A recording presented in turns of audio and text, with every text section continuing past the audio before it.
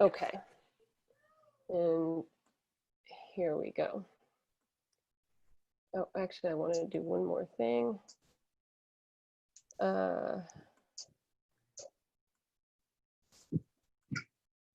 Jennifer, Jennifer Greenblatt, I've made you a co-host as well, just so that if there is a procedural issue, I don't think there will be, we're not voting on resolutions, but if there is, you can jump in. And I'll try to remember to do that at calendar meetings as well. Okay.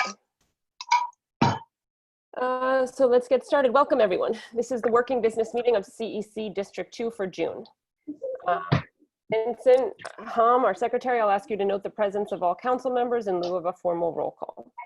I also welcome our guests, the superintendent of District 2, Donalda Chumney, and family leadership coordinator, Jennifer Greenblatt, and the DOE FACE liaison, Michelle Chang. And Michelle, thank you as always for assisting. We have our, before we get to our 2 agenda items, I'll make some announcements. We have our annual meeting, followed directly by our July calendar meeting coming up on July 8th. Zoom details are on the website, cecd2.net. We also have a July working business meeting at which district planning will present an analysis of District 2 planning concerns on July 16th. The July working business meeting and this working business meeting are different than calendar meetings, and there's no public comment. It's a public meeting, but there's no public comment, although all guests are welcome to stay and hear throughout the whole meeting. On our upcoming calendar, we also have a NYC Community Engagement session in late July that will be via Zoom. That meeting date should be confirmed and posted this week.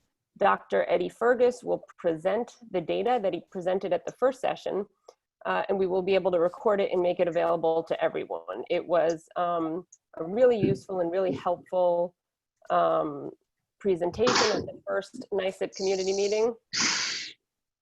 Can we get folks to just mute themselves if they're not speaking? It would be helpful with the noise. And then we, and it was, since that was pre-COVID and we weren't recording things, we didn't get that recorded. So I'm actually very happy that Dr. Fergus, that we'll be able to have that presentation, that people who can't attend the meeting will be able to hear it in the future. I'll also note that this meeting is being recorded and will be posted on our YouTube CEC page website. Now, moving on to more wonderful things. School's over. I had 2 graduates in my home last week, and it was a really joyous week. Congratulations to all the graduates. The CEC Zoom, which we are using now, was borrowed by 3 schools in our district to host graduations that allowed for multiple family members to attend. And I attended my son's, my 8th grade son's graduation.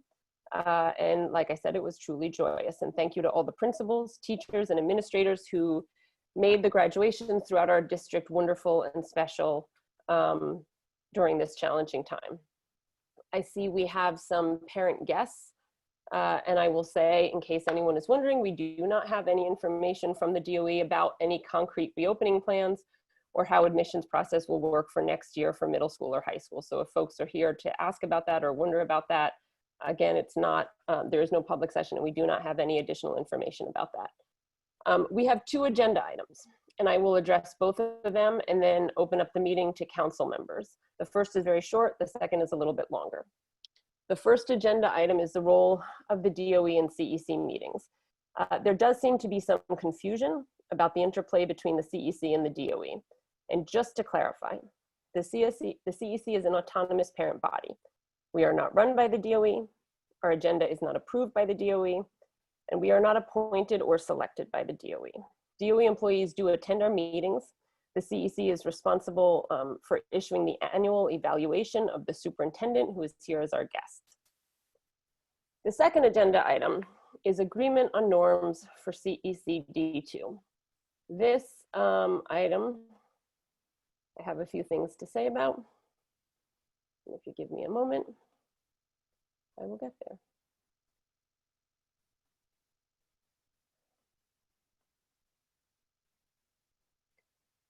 We, as CEC members, work in service to the families of District 2. We owe it to the families of this district, as well as the educators who work so hard to teach our children, to do better than we did at our June 11th calendar meeting. The norms of this council that we must establish and adhere to must include that members address each other, DOE employees, or members of the public in a respectful manner. I read an open letter that Shino Tanakawa penned to me last week. I have responded to that letter and shared my response with members of this council. Shino wrote that there was dysfunction and division in this council. I concur.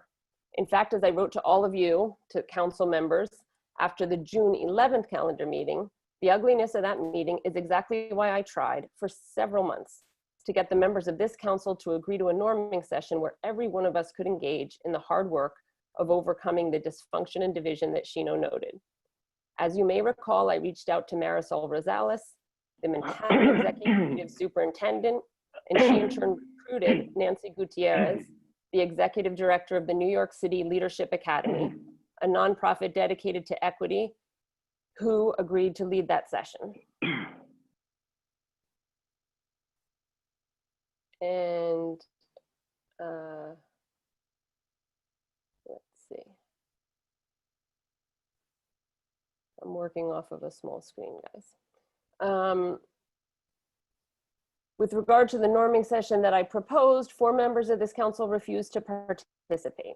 The refusal was and is a deep disappointment because all members of this council must be willing to engage with the other members. We owe it to the families of this district to at least try to find ways to work more collaboratively and successfully with each other. The failure to do so is certainly part of what went wrong on June 11th. I am deeply committed to the work of this council. In addition to many other efforts, I have worked for 2 years on the New York State Integration Project in an effort to advance the incredibly important work of desegregating our district, and I will continue to do so. The work of making sure that all students have access to desegregated schools is vitally important for our students and for our city.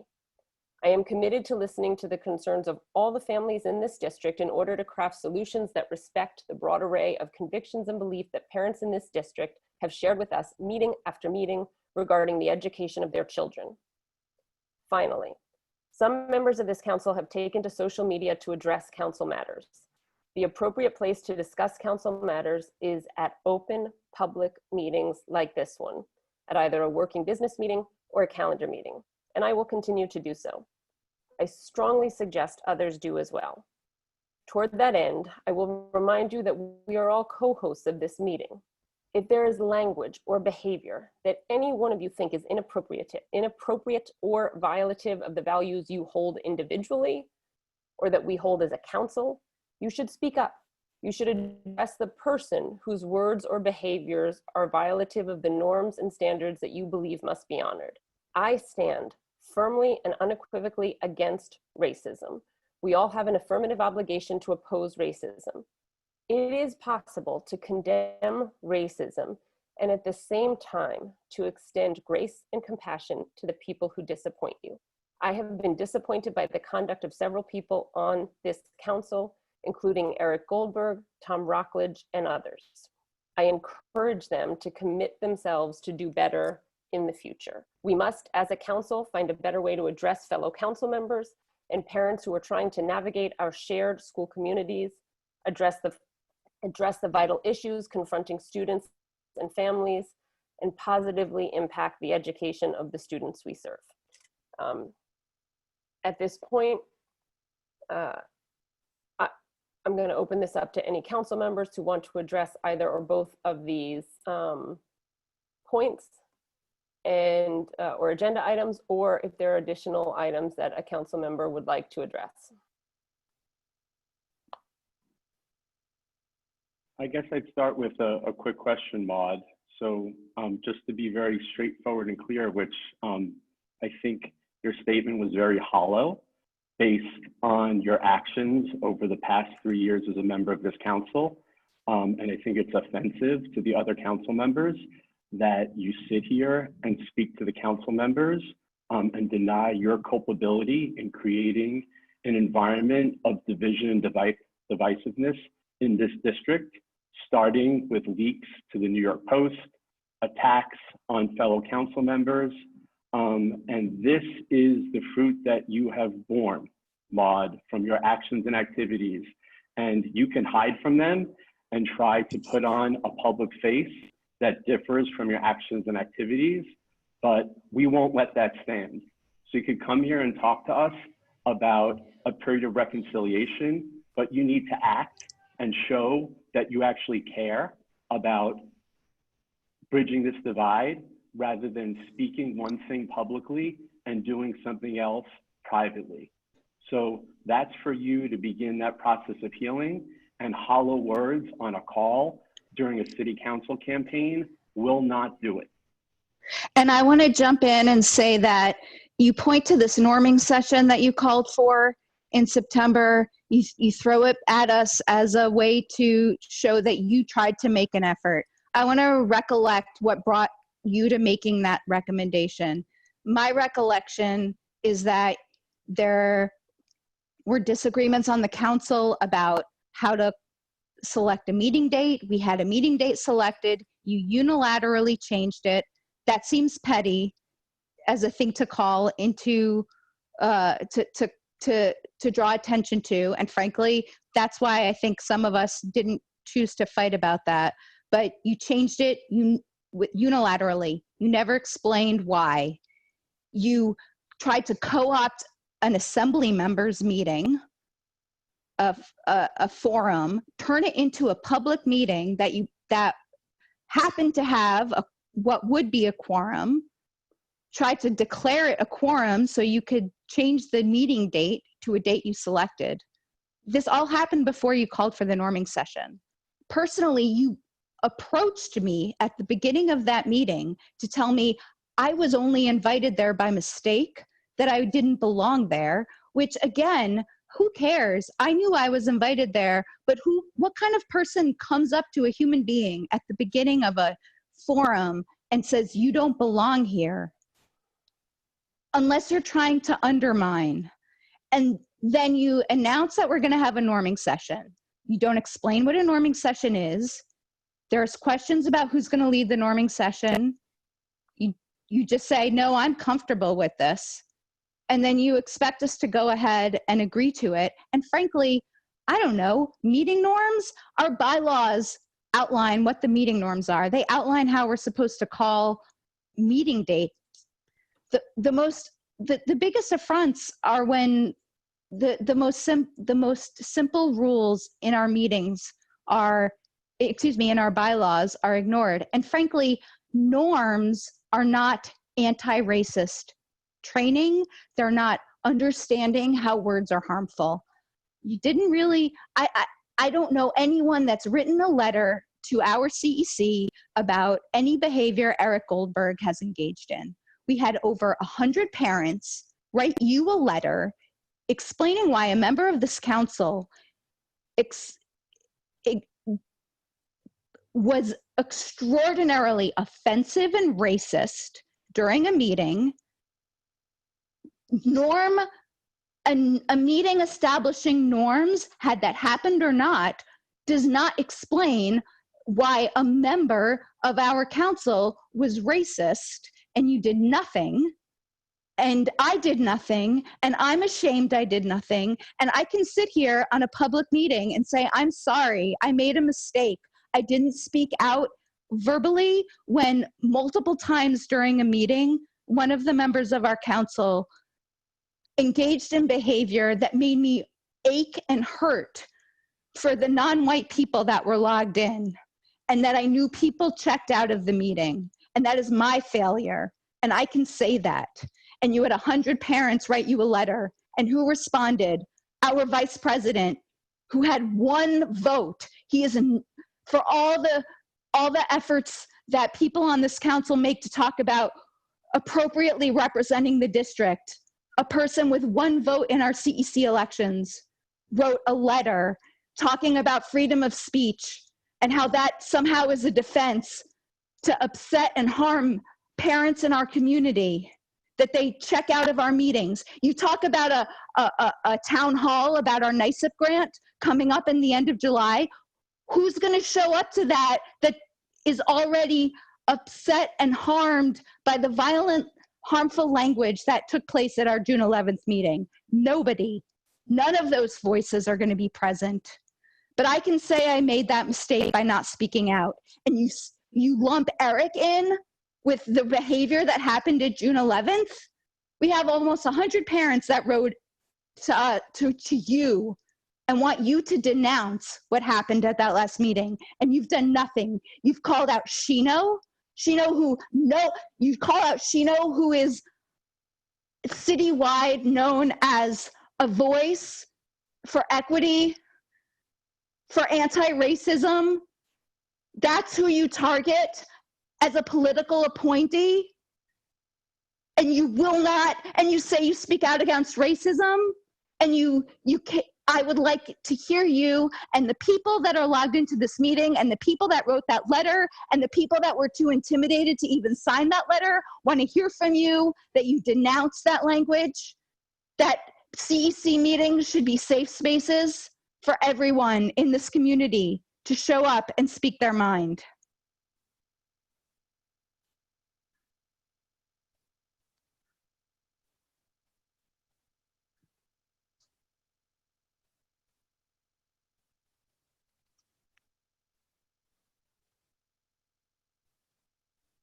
That's the response that comes when the overtures are so hollow and have nothing behind them except publicity. So when you're ready, Maude, this council is ready to move on and work for the children of our district, and we want to do that.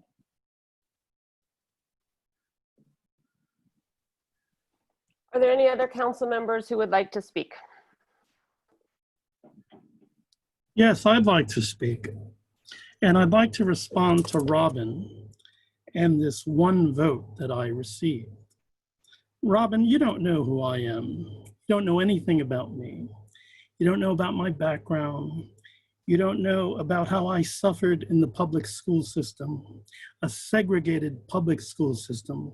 You don't know how I was in foster homes. You don't know how I was homeless. You don't know how I felt when I tried to educate myself in a segregated, underperforming public school. And now you, in your comfortable white world, can tell us about how we ought to reach down and help the poor Latino and help the poor Black, condescendingly look at us as if we are inferior. Okay, condescendingly tell us we've received one vote and you ought not to sit next to me because I am Robin Brochi, I am Eric Goldberg. Okay, that's what you want to do. But what I want to tell you and Eric is what you're proposing is hollow, because never, never do I see anyone or any of these advocates really in communion with these poor students that are not getting the education that they deserve. Do you understand that? Now tell me about my one vote. Maybe I have one vote because people like you keep us out of these opportunities to speak. Perhaps you don't want me to speak. Perhaps you'd rather me be quiet. Well, I won't be quiet because I have a voice, Miss Brochi, and I have a voice, Miss Tanakwala, and Mr. Goldberg. I have a voice now, and that's what we want. We want Black liberation. We want Latino liberation. We want you to respect us. Do you understand that? We don't want handouts. We don't want to be said, oh, come to Clinton, come to Beacon with my child because you're inferior, and perhaps some of our intelligence can rub off on you. But I see through this nonsense, and I see through this racism, and I understand it.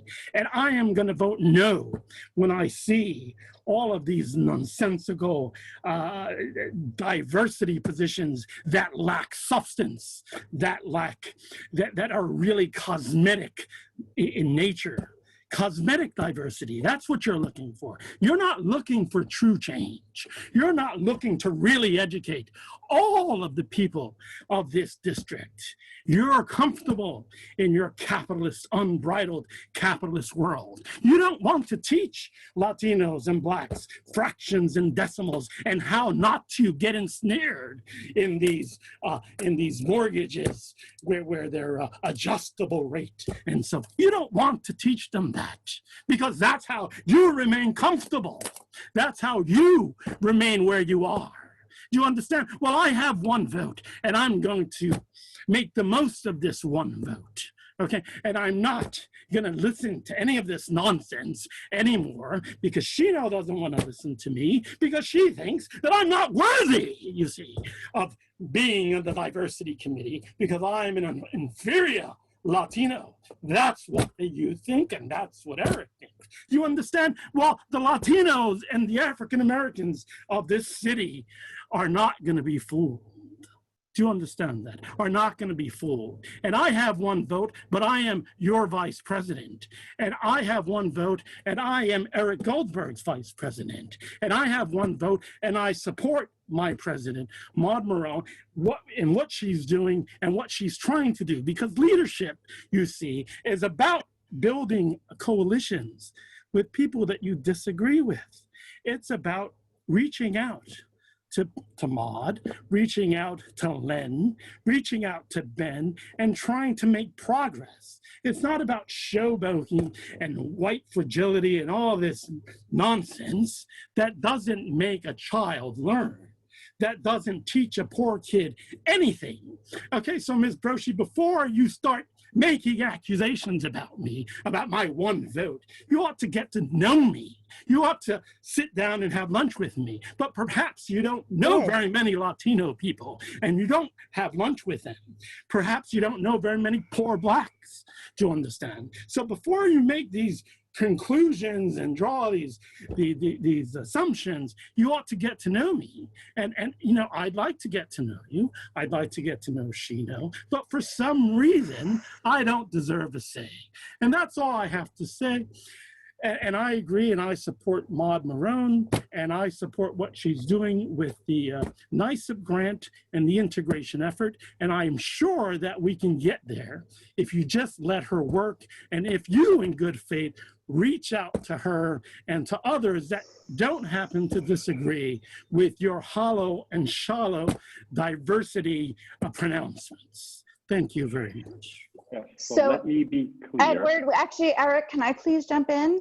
And I'd like to give other no. council members a chance I want to say speak something, because I was called out by name multiple times. That's fine, And I Robin, want to you can admit go ahead I and made a mistake. I want to admit, I'm Edward. I want to apologize to you. Edward, are you going to give me a space to apologize? Would you like me to leave? I want to acknowledge that calling out the one vote was an example of white privilege, and it was an example of trying to silence the legitimacy of your space on this council. Well, that was a mistake. And I am apologizing.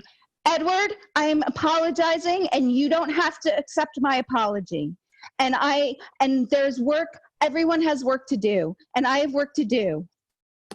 I have 40 plus years of white supremacy I need to undo. And that was unfair of me to make that point. And I don't want to silence your voice. And your voice has merit, Edward. And I did sit with you at before this council started. And I would talk to you again. And I'm sorry and I acknowledge that my words hurt you.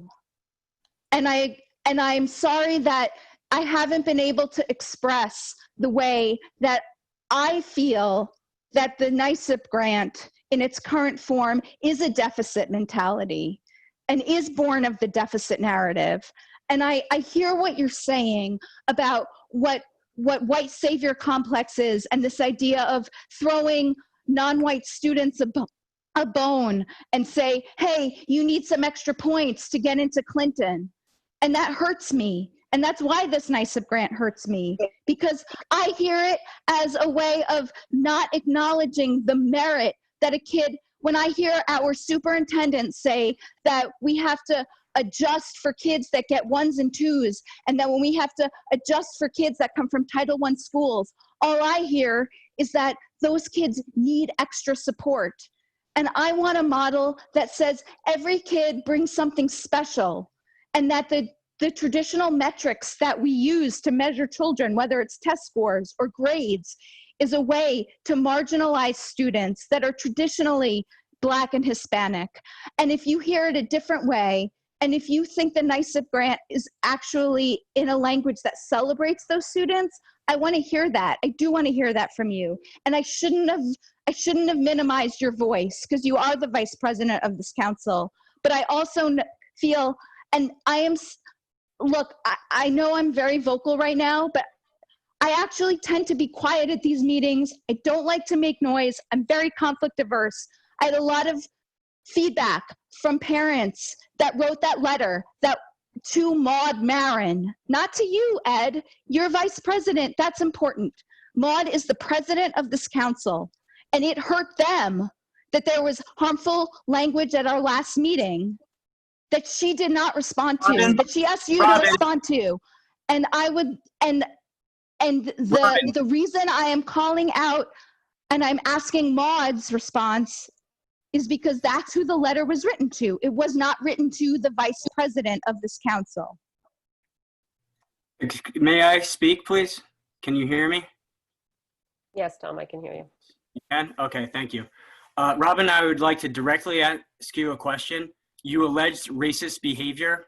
What exactly was that racist behavior about having my friend of 5 years over my house in my living room with her daughter, who is best friends with my daughter, and her nephew? What is racist about that? Please explain. What you have committed is slander. Go ahead. I don't think this is a forum for direct Q&A.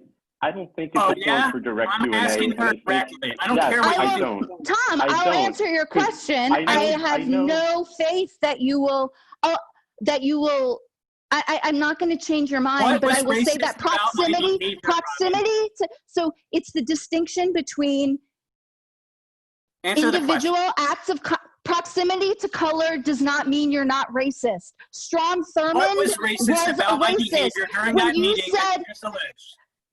Tom, when you said my living room is integrated right now as a response to discussion of systematic racism, no, it wasn't. You had friends over. That's not integration. Integration is a system. Tom, I don't know what to tell you. I know that you believed that you did nothing wrong, but you have 100 people that told you, I am not calling you racist. I said that was racist behavior. Tom, you sue me. Did you read Ibram Kendi? Did you read How to Be an Anti-Racist? That does not make me racist for not reading that book. I'm not calling you racist. I'm saying I'm saying that was racist behavior. We are all capable of racist behavior. I am capable of racist behavior. I owned up to it in this meeting right now when I apologized to Edward for minimizing his one vote. All people are capable of racist behavior, and we should apologize when we offend people of color, when they get upset, when they say this is a harmful space, when they log out of a meeting immediately because they see white people exhibiting their power over people of color. So it's not my job to convince you. If you don't even read a book about white fragility or Ibram Kendi, I can't sit here in a working business meeting and educate you about the distinction between interpersonal racism and systemic racism. I have no right to speak. I got it. Tom, she did not say you have no right to speak. You asked her a question and she answered it. And you kept cutting me off because you didn't like the answer. What was racist about what I did? I told you what was racist about it, Tom. You did not. And I can find 100 other parents that would tell you the same thing. And you're choosing not to listen to it. That would say you're a racist. I could find parents that would say there's cognitive. They say I'm racist. That's the difference between you and me, Tom. If people tell me I'm racist, I want to hear it and I want to learn from it, and I'm not going to get defensive. Send your daughter to the whitest, most exclusive screen school In all of District 2. You know what? Go ahead. Do you think that that's a Trump point that you drag my children into this conversation? No, I where think my there's a children go difference to between school? what you say and your behavior. Excuse My behavior? I've never, this is like the Okay, most guys. outraged I've ever behaved at a meeting. I've only been polite. I've been too polite, Tom. I let you post whiteboards. I let you insult me That and was Eric and Shino over and over again. You called Your out insulting Emily's is only house because at a that meeting, is the and actual I said truth. nothing. My failure was saying nothing. My failure was being too polite to people like you. What exactly was incorrect about what I wrote on the whiteboard, Robin? It Tom, was Hey a guys, listen, personal just one quick attack, thing. Tom. Okay. What was Just one incorrect? thing. What was actually Let's incorrect? just say Go ahead. very clearly, this Okay. is the atmosphere that the Maud Marin presidency has brought. And the this Eric is Goldberg the tenure. culmination Eric of Goldberg has been on the 24 months council for of- 10 No, years. it's Nothing funny. like this has ever happened. That's incorrect, but go ahead. Yeah. So guys, I think that this is just symptomatic of where we are. Okay. And it doesn't seem like there's much value coming out of this conversation to me for tonight. So seems like we've said, unless there's other people want to talk, feels like we should adjourn. Eric, I'll run the meeting. Thank you. Are there other council members who want to speak? Yeah, I would just like to say something. You know, part of the problem here, first of all, I don't know if it was Eric or Robin, one of you made a comment about a campaign. There's a lot of this going on where we're trying to, where some people do things off site. And when I say off site, I mean on tweets and chat rooms and on Twitter and things like that. And they post comments and, you know, that's where these issues seem to be resonating and being fought out in these. So people are saying one thing here, but they're actually posting things privately. I don't think it's fair to go that route. So, I mean, I think if any of us have issues with any one of us, let's bring it here. Let's use this time that we have. Eric, I disagree with you.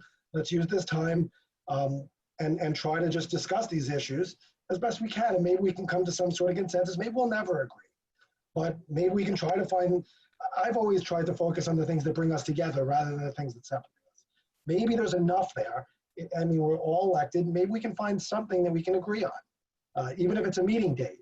But I don't think it's fair when we start posting things or tweeting things and attacking people off-site or privately, and then come here and say different things. So I just think everything should be out in the open. And if we have positions, and if you do that, I think it's fair game.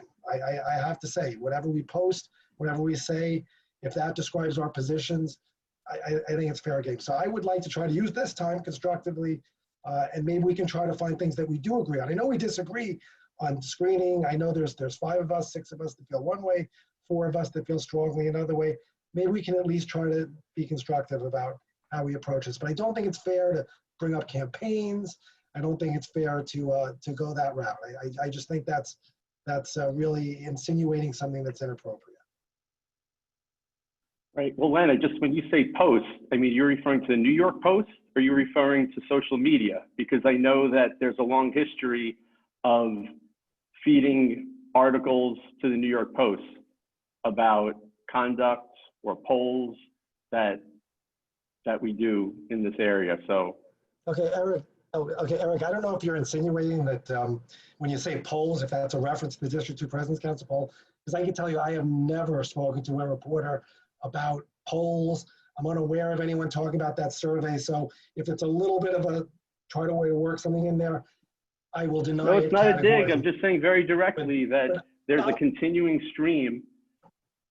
Hey, I mean, let me give you one quick example. Sure. We had a meeting with the CEC, with the DOE, right, to talk about when we were going to have a meeting with the chancellor, right? The next morning, I think it was, the New York Post had a headline about us changing the site or potentially changing the site of the meeting.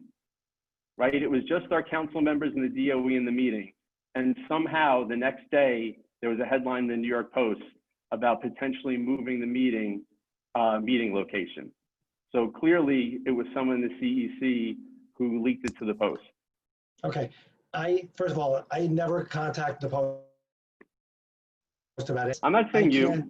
Okay, but I'm you not just saying said you. it. No, I understand what you're saying, but I think there's a big difference between when a newspaper chooses to report, whether it's based on information that they get from a CEC member, and what a CEC member is actually posting in a forum, on a chat board, on a tweet. I do find a distinction there. I mean, Len, it's about meetings the are public. I mean, trust of anybody can our report. I mean, I don't know who was listening to meetings. That wasn't a public meeting. That wasn't a public meeting, right? It's about the trust of this community. And let me bring up one other point, because I think that this is clear. If we want to talk about trust and how we gain trust with each other, even tonight's meeting, right? Tonight's meeting was rescheduled, right? We were given a scheduled date and told the meeting would be held, I believe it was last week. We inquired how that would happen. And I think Maud clearly wrote back, I did not send a doodle for this as we needed to accommodate district planning. At least to me, that implied that district planning only had one night and one time when they could meet. I'm very confident that that was not the case. Eric, do you know who? I'm unsure. The New York What's Post. that? Are you aware of who leaked I can't. information? Are you aware of who leaked information to the New York Post? Yes or no? I'm not, but I know who was on the How do call. I know it's not you? Um, How do I know it's not you? I didn't do it. How do I know it's not you? Yes. That's an effective tool maybe for cross-examination, but that's the problem, is that we're not in a court of law. We're having a conversation. you're making You know that's without not the substance. case. You know that's not the case, but don't know. it's a funny quip. It's cute. It's clever. I applaud you for it. It may Eric, work can in I other just- form. Eric, can I So just say if you're going to something? make allegations, have some Tom, support. can I talk for a moment, please? It seems like one of the issues that's come up tonight are scheduled meetings, okay? Like, I heard Robin Yeah. mention something, you mentioned something. Can we at least, and that's an area where I think maybe we can make some progress. I mean, clearly there's some people are taking issue with the doodles, and I apologize, because I'm usually the last person to respond, and everybody's always sending me a thing like, you gotta fill out the doodle. So I'm sorry about that. To do. But can we, maybe we can work on meetings. I mean, maybe we can just at least. Len, it's in the bylaws. Len, our bylaws talk about it. There's no it's like you talk about establishing norms, but like a norm has in this council has never been the president says, here's a date for the meeting. I like, it's like, it wouldn't even, it's like, it doesn't even occur to someone to say like, that should be something we agree on. Cause like, that's not how meetings are run. You don't vote on a date and then suddenly the president says, here's the new date. And then suddenly the president says, oh, we're all at Harvey Epstein's education forum. Let's vote on the new date. Like, you act like that's something that we have to collaborate on, but that's like an obvious, that's bylaws plus like obvious good faith collaboration. I was president for 3 years. Sometimes I had to miss a meeting because it was like the date before my daughter's bat mitzvah. I don't know. So I couldn't make a meeting. I wouldn't just be like, I can't make a meeting. Let's reschedule it. Like, the meeting date are the meeting dates. Why is that that shouldn't even, like, I feel so stupid getting upset about it. Trust me, I know what I sound like here tonight. It feels so petty to get upset about it. But at the same time, like, that's an obvious thing that's like, we already agreed on these dates. These are the dates. No one is more special than anybody else. If someone can't make it, even if it's the president, then we still do it anyway. And the vice president runs the meeting. Maud ran meetings when I couldn't make them. Honestly, I didn't agree with Maud on things, but I still trusted her to run a meeting. and it seems obvious that I don't know why the response is, this is the date that we had to accommodate district planning when it's clearly we didn't have to, that district planning was flexible. So it just feels insincere that that note is sent out when it feels clear that that's not the case. You know, I'm getting really sick and tired of hearing about dates when at the same time, in the same few sentences, you accuse people of racism when at the last meeting we had students, we had, what, 10 to 15 students talk about racism in their schools.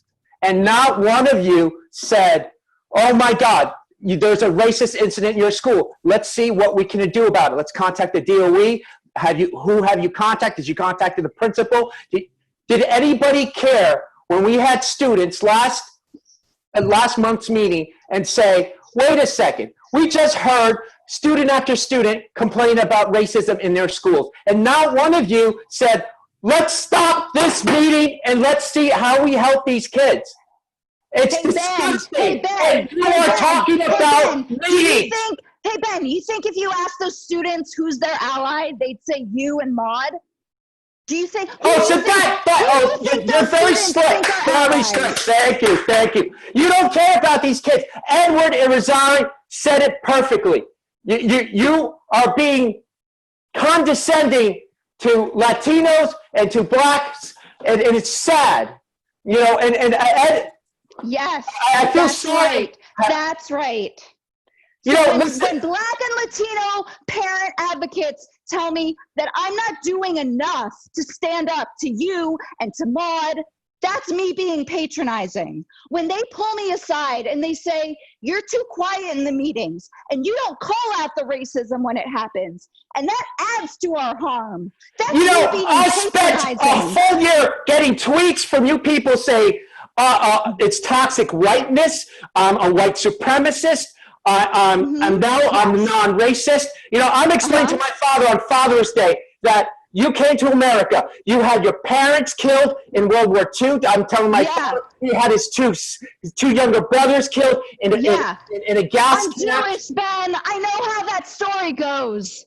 Well, thank you very little. My father went through that, but yet I have to hear people call me every time that I'm racist. Ben, it's not about you and me. We all do racist things. We have to learn to hear about that. It's hurtful. Hey, when kids are complaining about racism, did you stand up and say, what can we do about it in their schools? No, you didn't. That's all I've been doing. Our last meeting, you were talking about someone's friend on someone's lap, but when there were actual kids who were saying their racist acts in their school, sad. You are sad. But today you want to talk. Racist. It hurts people when they see a white man bouncing a brown baby on their lap and they don't know the context. That is harmful.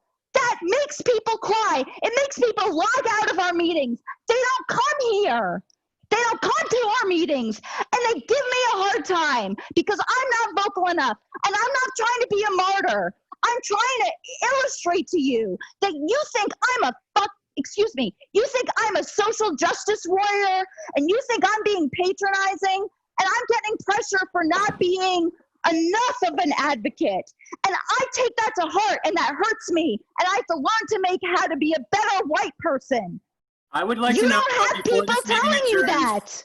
I would like to know before this meeting adjourns how having my friend's nephew on my lap was hurtful to people and was racist. Can you please explain? Tom, I've explained it to you. You can Google, you can read a book. Read Ibram Kendi. Read White Fragility. Read How to Talk to White People. No, it's not my job to educate you. You're an educated white man, right. and you can read a book. My friend is going to educate you, Robin. My friend will educate you. Hey, Tom, the fact is that what you did, the act that you did, first of all, it was purposeful. It was knowing. You're describing intent. Yes. How are you describing my intent? Yes, I am. And you're a mind reader? Yes. No, I'm not. You're a mind reader. That's what you're explaining. In the moment. And you heard Watch me in the moment have my friend in my living room. In your living room making a joke about segregation. No, it was not a joke. Your actions are a joke. You made a intent. I had my friend over my living room, and you thought it was me. Emily and Tom, please let's let each other finish sentences. And I am going to let folks speak because it's quite apparent that people want to. I'm going to let folks speak, but I do want to use the back and forth and let people finish their statements. And then I also want to let council members who haven't had a chance to speak to one another. So Emily, you had started speaking. Please finish Right. what you have to say, Emily. Thank you very much, Maude. I appreciate it. Here's the thing. I left that meeting. First of all, I had several friends who joined that meeting. They were interested in coming, new friends. People literally were texting me within the meetings, texting me saying, what the hell is going on? What is this? It seems like there is a council member making a joke about segregation. I literally was too embarrassed to even text back in that moment. I doubled back the next day. I actually was horrified with the premeditated obnoxiousness that you started off with the whiteboard, the premeditated. Excuse me. Whiteboard? Yeah. Yes, I am telling you. Okay, you had a premeditated agenda. You came to that meeting to rile it up. You started off by that. Then you had a smirk and a grin on your face when you pulled that child in. And then 3 minutes later, you in a joking tone said, oh yeah, my living room's integrated right now, in a joking tone, as if the hundreds of years of first slavery and then segregation were nothing and would go poof because you happen to have a black friend. It was so belittling. It was so snide. I cannot even explain how embarrassed I had invited friends. I'm talking.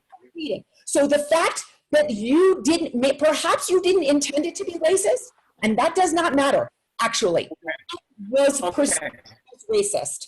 By I know why I was laughing. Do you mind? No, I'm not finished. I get as long as you get.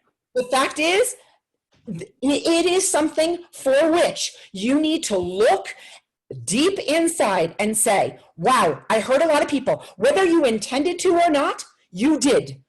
And honestly, you need to take a moment and a deep breath and think about what you are doing and how you are sitting on this council. I cannot imagine that if we had been in a school setting, that you would have brought some whiteboard. The fact is, there are plenty of times that we don't get to talk or respond to people in the moment. We don't have a back and forth.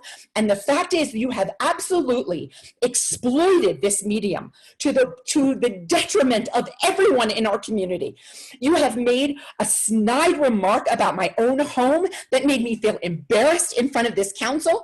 You have made nasty remarks, brought in whiteboards, pointing out things in such an unprofessional and unsuitable tone. It's beyond. You owe this council and our members, the people who come to our meetings, an apology. Yes, you do.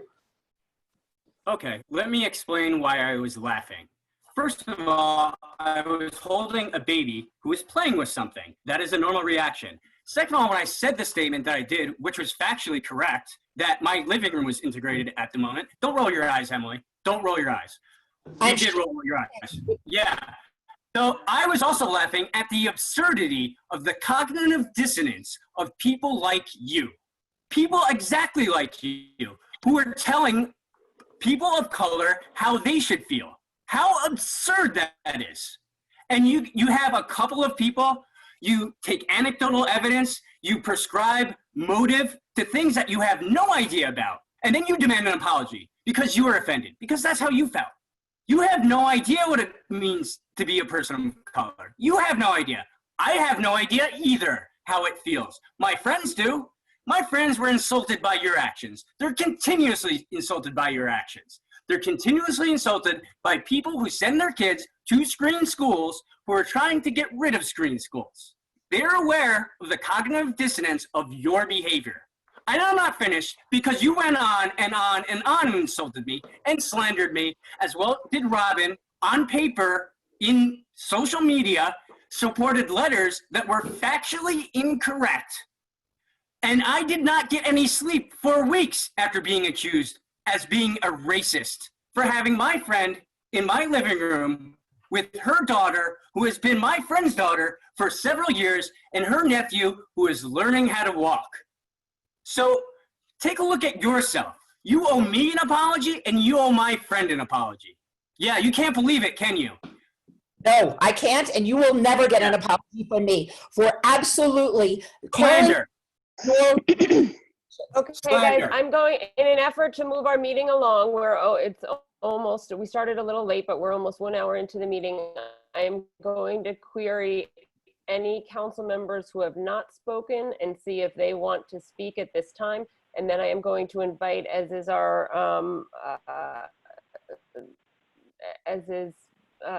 quite frequent, our superintendent to hear from her if she wishes to speak. So are there any other council members who we have not heard from who would like to share anything on either of the two agenda items tonight? Vincent, I see you. Are you unmuted? I think I am. Can you guys hear me? Can you speak up, Vincent? Because you're soft. All right. Can you hear me now? Yes. All right. So I will have to admit that I likewise did not understand what the racist behavior was that initiated all this discussion. And right now, everyone's pretty excited. I don't know if that's a proper word for me to use, if I'll get in trouble for that, but people are animated about this. Maybe I just don't get it, but there was nothing that I saw that was overtly racist. And I hear folks saying, I am offended, or I'm offended for you, I'm offended for you. I personally was not offended by what occurred during the meeting. I found it in possibly poor taste, but that was the extent of it. So if I need to be educated, well, you know, I'd like to hear exactly what is racist about what happened without having to read a book. And so if that's spelled out for me, fine, I'd like to listen to that. As for, you know, Tom's behavior, you know, maybe he could have made some better choices, but calling that racist, I don't know that I'm not convinced. So I need to hear more about why that is racist before I can get on that, sign on to that point.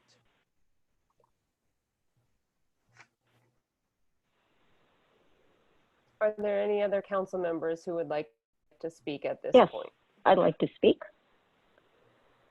I have a lot to say, but I'll keep it short. This just illustrates to me the need for anti-racism training, because some of you definitely, including myself, actually, I would say all of us, don't have the language to really talk about this in a way that's constructive and productive and growth-oriented. And I have done my own work, and some of you have done work with the CEC. Marisol hosted Courageous Conversations, and some of you attended. But clearly, we need more of it. And that was really the intent of my letter to you, Maud. I don't see you doing the work. That's just how I see things. You can say racism is wrong, we'll denounce it. But the bottom line is how you act. And your action has not shown to me that you understand what racism is at the structural and institutional level, which is fine because I don't claim to understand it. I'm still learning. I read a lot. Vincent, there is no way around it. You have to read. If you're not willing to read, then you're not doing the work. And this is work we all have to do. And you can disagree with people, but this is not an ideological difference. This is how Black and Indigenous people of color see the world. And it's not for you and me, East Asian affluent person, to deny that reality. And we have to get on board. We have to understand what these people are telling us. We have to do the work. We have to get uncomfortable. But I don't see some of you willing to do that uncomfortable work. And until I see that you're willing to go there, I cannot work with you because it hurts me. More that you deny my identity as a woman of color once. You don't know how that hurts me.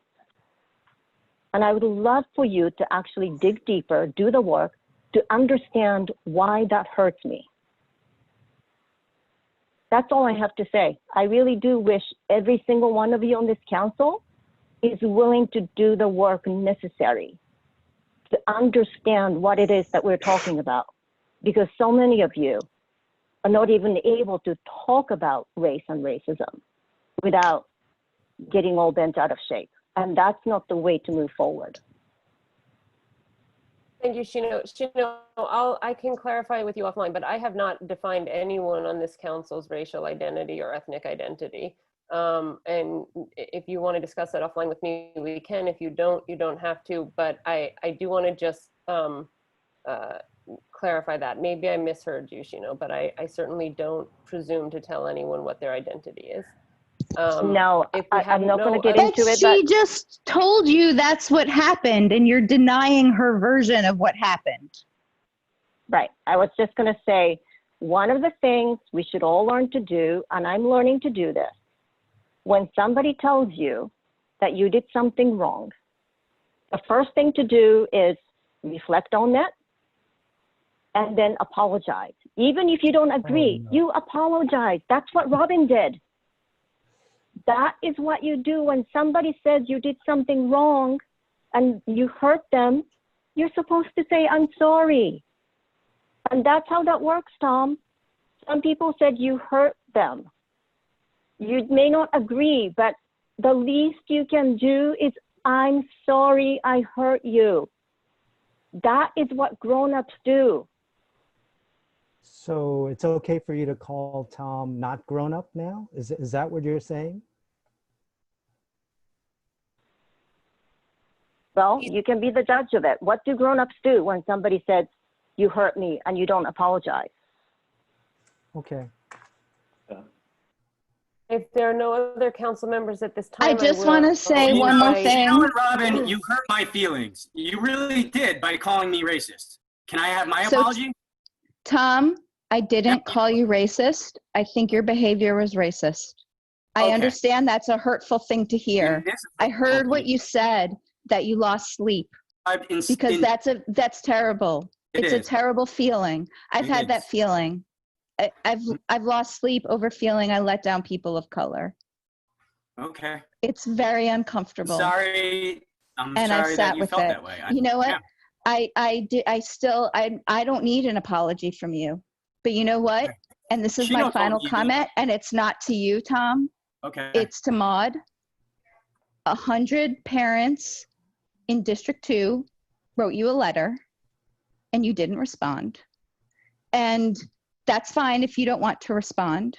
But I think there's been a lot of chatter on this council about that we have to represent people in District 2, that we're letting down the people in this district if we're not advocating for policies that are immediately obvious in their favor.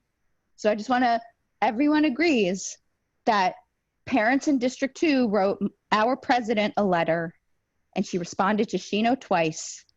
She did not respond to the parents in this district who asked her to respond to them.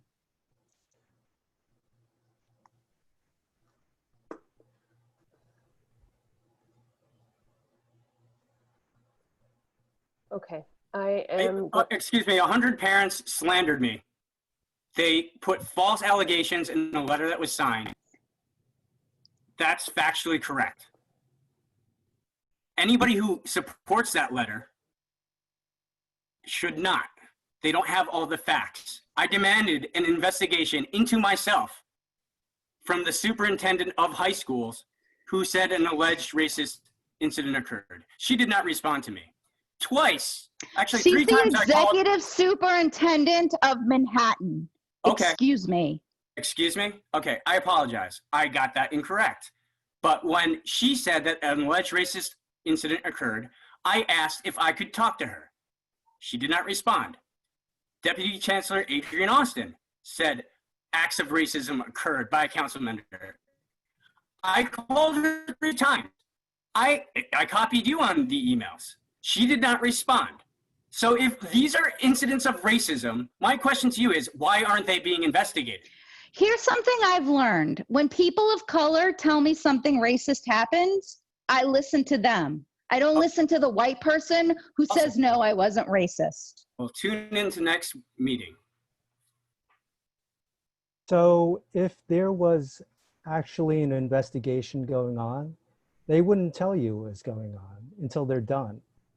And they wouldn't, and Maude or anybody else shouldn't really comment officially until the investigation's concluded. That would just compromise the investigation. So if you want to react to it, then you may compromise the investigation, if that's what they're doing. We don't know because nobody's commented. Well, that being said, Vincent, and I hear what you're saying, if there is some type of investigation, but there could be a response saying, thank you for your letter, we received it, and we're looking into it. I mean, that would be definitely an appropriate response that would not be, you know, too much. Okay. But also, you know what, most forms of racism today is not the kind that warrants an investigation. These are called microaggressions. It's all the subtle ways people put down Black, Indigenous, and other people of color. Some of them are even compliments. Oh, I'm East Asian, so I must be good at math. People might think that's a compliment. It actually isn't. That's an act of racism. It's called microaggression. It doesn't warrant an investigation because that's not how this society system is set up. But it's still, it's detrimental to the person who's receiving that kind of microaggression on a daily basis. The fact that a lot of people cross the street when they see a young Black male, that's microaggression. That's not cause for investigation by somebody, but those are actions that are driven by implicit bias that we've lived with for decades, and some of us do not know how to check that. But these are the things you all have to learn.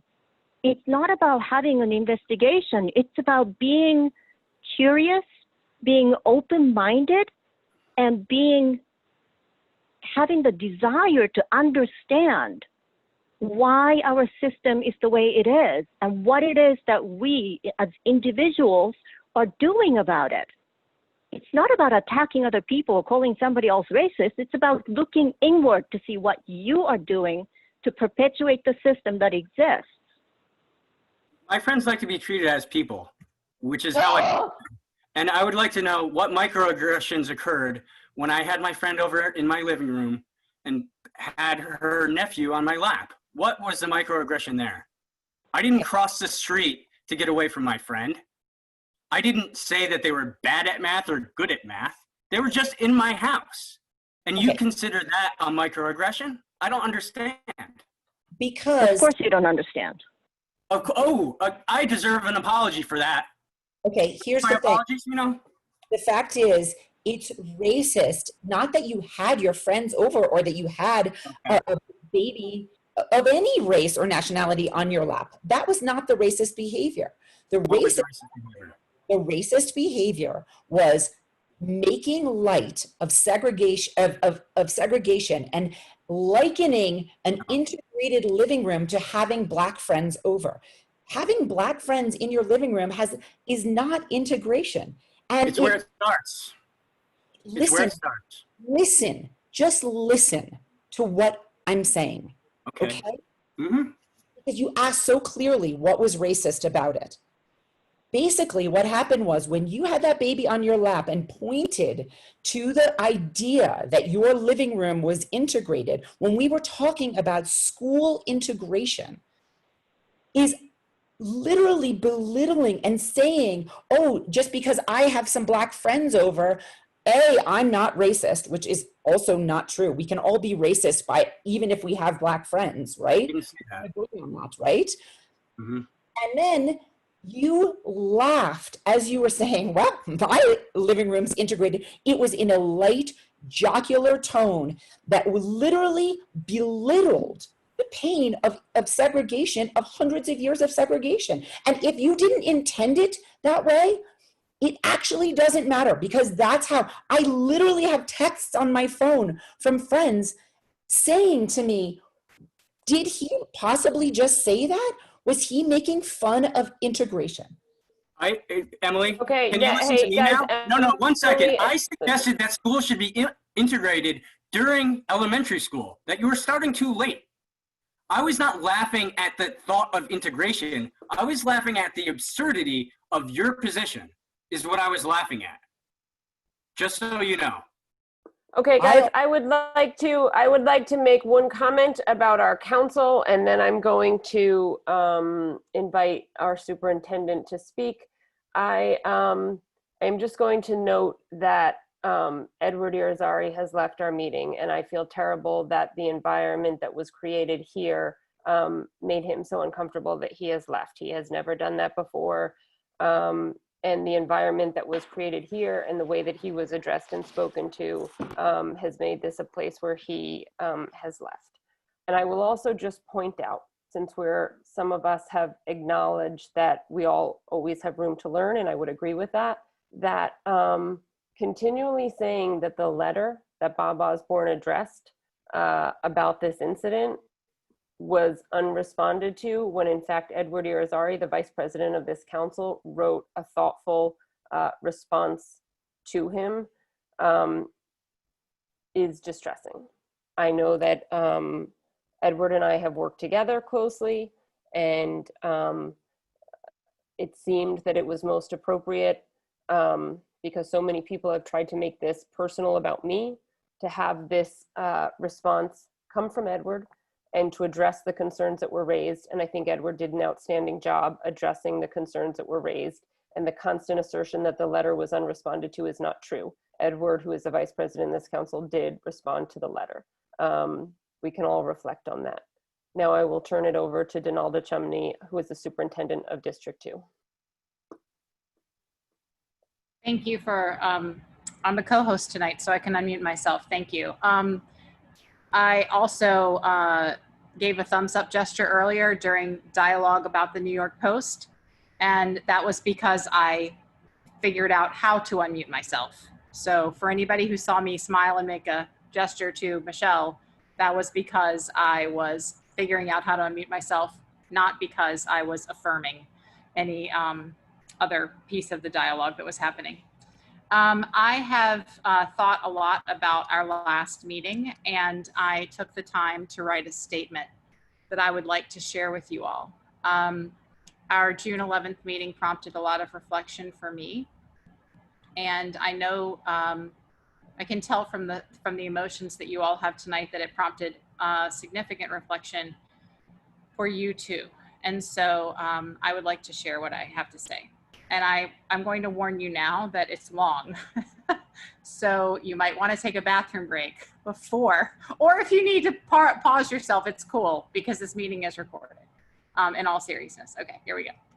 So first, I've been thinking about the emotions of this time, and this is a very, very strange way to live. And many folks here on our council and in our constituency have kids who graduated, and I think that brings up a bit for people. And so first, I'd like to thank folks for being here tonight and for your larger service to our schools, our community, and our students. I especially want to recognize people who have parents who have kids graduating this past week and this week. Congratulations. I know that this is a time of transition for all of us, and that is especially true of parents of graduates. There are a lot of feelings that come up for me personally when I think about graduations. I think about pride and accomplishment. I also think about excitement and a hopeful yet unknown future. And for me personally, because I always hate saying goodbye, I'm usually in despair about that, because I know that I'm going to be disconnected from the people that I've leaned on and learned from throughout whatever journey that I have taken at school or as a teacher or as a principal. And I think that those emotions are compounded and feel so much bigger than usual this year, because the traditions that we engage and to celebrate these big transitions are not accessible to us right now. And I want to acknowledge that the principal and school communities of our district have done an extraordinary job with these online graduation ceremonies and these video montages and ways to celebrate kids and make them feel unique. I've attended quite a few, and I think that they are really special. And at the same time, they don't offer the same sort of rite of passage that we all kind of were hoping for in the big lead up. And so that feels like a loss. I think that this time has a lot of quiet stillness when we realize that life is continuing to move forward, even though pretty much every day for me, and I'm not sure about for you, but I feel somewhat sure that it feels virtually the same. And our children keep growing and gaining independence, and they're becoming more independent with each other in the world, right? And we too are called to grow into interdependency with others. And that's connected to what I wanted to talk with you about tonight. I would like to share what I envision for our district from a very sincere place and for us in our work together. And please know that much of what I share is contextualized by the current moment in time that we're living in, where activism for racial justice is a visible part of our lives, in the lived experiences of people of color and their experience with police brutality and systemic oppression, on the street with activists in the media, and in the conversations that each of us have at night around our dinner tables. Our district has hundreds of data points that reflect the joy and strength of our schools. Yet for this conversation, I will need to reference data points that we do not celebrate. For example, in 2019, a Black student in our district was 20% more likely to be suspended than to score a level 4 on the New York State ELA exam. Also in 2019, 1 of 4 students who speaks a language other than English at home within our district had an IEP. There are many other disparities in achievement that I could mention. We must continue to discuss them in order to carve a path forward toward the bright future that each of our students deserve. That said, I need us all to know that our disproportionality data is not static. Just in the past week, I've been reviewing data with the team, and we made a short little video to celebrate the principals today. We are not stuck, nor are we hopeless. Principals, APs, teachers, and school staff are moving forward quickly and effectively to make adjustments to their practice. We are committed to providing a warm, loving, affirming, and academically challenging environment for each one of our 26,500 students. We are seeing strong results. This year, due to very diligently implementing evidence-based practices with a culturally responsive and sustaining lens, we have seen a 200+ student decrease in initial IEP referrals by implementing culturally responsive and sustaining practices and data-based individualization practices for early reading. 150 teachers earned tenure out of a possible 200. And each of those teachers demonstrated ample data illustrating their efficacy with eliminating racial achievement disparities in their classrooms. And that is a specific initiative that we do in our district, and we hold people to a really high standard around that, because we know that it all starts with the relationship between a teacher and a child, and the teacher's beliefs and skillfulness in helping the child reach their full potential. 120+ students this year with special class mandates have flexible class programs for the first time. Principals district-wide participated in an average of 5 intervisits to study equitable practices in the schools of their colleagues. 26,496 of our 26,500 students engaged in remote learning. We only missed 4 kids. That's insane. We should all be throwing confetti right now.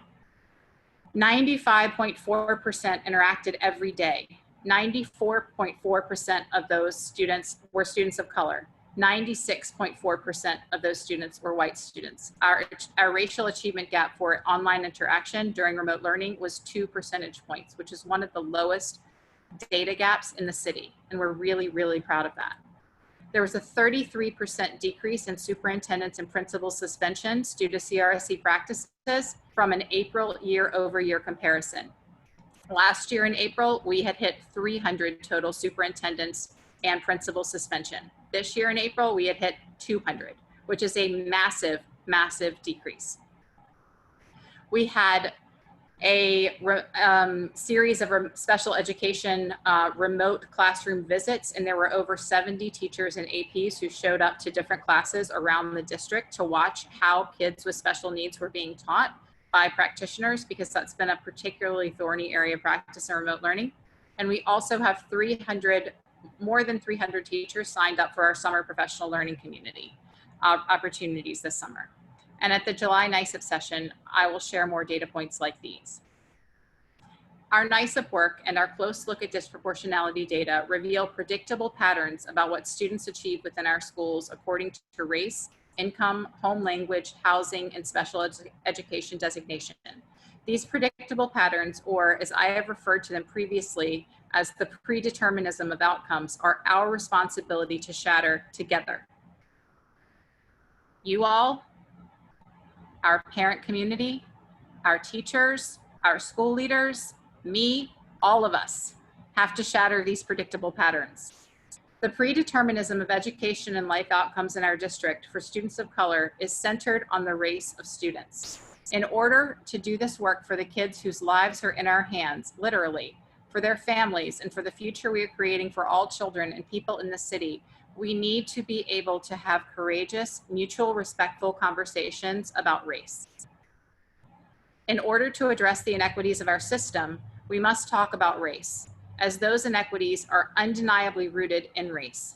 If we want better lives for all kids, better schools for all kids, if we are to work together for children to remedy the disproportionate outcomes we see in academics and special ed identification, readiness for accelerated coursework, programming into accelerated coursework, discipline and consequence data, if we are to make things right for kids, we adults need to talk to each other about race.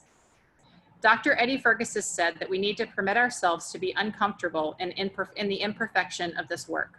We cannot wait to talk until everybody knows all the right words and has assessed the least terrifying public stances to take. These conversations make me feel very vulnerable. Race conversations might make you feel vulnerable too. Race conversations can be difficult and painful. They can also be dignifying, compassion building, and liberating. As a superintendent, I am still learning how to have effective conversations about race in settings like this, where both or all parties do not share the perspective of the other. Places where shared agreements must be built. We must be able to move our relationships into a place where we are able to support each other and work together to improve our schools for kids. I have been in trainings, community spaces, houses of worship, and circles where the safety of the room either made or broke the ability of people to engage, to relate to each other, and to see a path forward to collaboration and mutual dignity. On this council, members each have unique identities, personal histories, and different ways of seeing the world. My perspective as an educator is that in order to go forward, we need to have constructive ways to talk with each other about race. There was an incident 2 weeks ago that brought the need for these norms and protocols to the fore. In order to have courageous conversations about race and to have those conversations yield better life opportunities for all kids, we need to have clear structures and protocols that support our work. We also need to commit to affirming and respecting the dignity of all the people in the room, putting aside personal animosity. The parents of our district are counting on all of us to have the maturity to realize that we are a diverse group coming from completely different places with different life experiences. We are New Yorkers. We were made for this type of constructive dialogue. And we're going to have productive discussions to get things done for kids, teachers, and schools. And I want as many people to be a part of that as possible. My dream is that all of the gatherings in our district are warm and welcoming and affirming and supportive of all parents and students who choose to attend. The statements that were made 2 weeks ago during council member discussion and what I later read of the racially charged and very personal character assassinations that were made in the chat by someone trolling this group, interpreted by many of you and by others who contacted me as disrespectful, lacking in compassion for those who suffer the enormous impact of racism in our city and nation, minimizing the needs of people of color for justice, dismissive of our district's commitment to integrate schools, and an attempt to enter others into surrender, retreat, or to provoke others into fury. The social media activity that took place in the wake of our June 11th meeting has broadcast that harm, broadcast the face of a child, accused council members and attendees, including me and other District 2 principals who attended the meeting, who were all muted at the time of council member discussion and did not have the ability to unmute ourselves because we were attendees in the meeting, of racism and complicit silence. This battle amongst people online has prolonged animosity and fueled discord. I see our data for students of color, and I know that our practices need to be addressed. Our teachers need support and development. In some cases, the fundamental way we interact with families as a system must be rethought, and that is what our chancellor has been working so hard to do. We are making enormous strides forward as the data that I shared earlier presents to you, yet we need every ounce of support and energy that each of you can muster to push forward for schools, teachers, children, and families. Many things that took place during the June 11th meeting have taken the focus off where it needs to be the most, which is our most vulnerable children and how they are doing. I understand that you are an autonomous, independent body of parent leaders, and I respect you so much, and I have a deep affection for every single one of you. I see you as my partners. My moral obligation as a member of these meetings, I feel, is to redirect and keep the work on the focus of schools and students. I will not let the work for students, and we cannot let the work for students stall out or implode altogether because we are uncomfortable talking about race with one another or unwilling to extend basic respect during important conversations. If white people like me are to be allies of people of color and people who want the absolute best for all students, we must be willing to display some level of investment in our allyship. And I'm doing that through this statement. And to do that to truly engage in dialogue, we have to call each other into conversations, not push each other out. We must be willing to talk about race. We need structures and protocols to do that. I extend my hand in partnership as I would like for us to be partners in service of the families of our district. And I have said this from the bottom of my heart with the utmost respect and affection for all of you. I hope that you know that I'm not attempting to preach or proselytize or make a statement. I sincerely feel that if we are to work together, which I know that we can, we will really see powerful gains for kids. And I'm looking forward to the next chapter of this because this one has been so, so hard, but honestly, it has taught me so, so much. So for that, I am very grateful. And I thank you for the time to be able to speak. Thank you.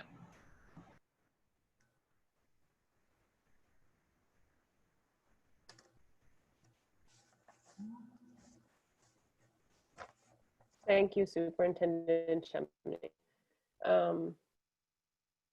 Thank you very much for those words. I believe all the council members who wanted to speak have been able to do so. There are no further matters. Oh, no, Ushma would like to say something. Ushma, are you unmuted? I thought that that was very well said. I have been quiet because I didn't think that I had really anything to add. This is not the way that I like to work, and I don't think we've been effective. And I'm fairly conflict averse. This makes me extremely uncomfortable. That's my own problem. And I am absolutely pledged to try and do what I can to bridge divides, to learn what I need to learn, to do the work, because I'm here for the same reason everybody else is that we care about the kids in this district. And I don't want to be a part of the animosity. I want us to work together. This is not an effective use of any of our time to fling poo at each other in these meetings over and over again. So I'm not going to do it. And if that means that you think that I'm not calling somebody out, it's because that's just not my nature. I'm wounded by what I'm seeing. I think it sucks. And I'd really like us to get back to work and trying to work together. I'm here to work with, and I've voted for and against things in either party. I see this body as being extremely polarized. And I don't think we're going to actually be able to accomplish that much if we continue on in that vein. I want to try and be reasonable. And so I'm here to work with all of you.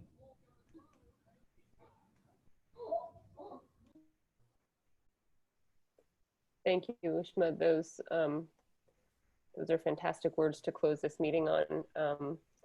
I concur with everything you just said. And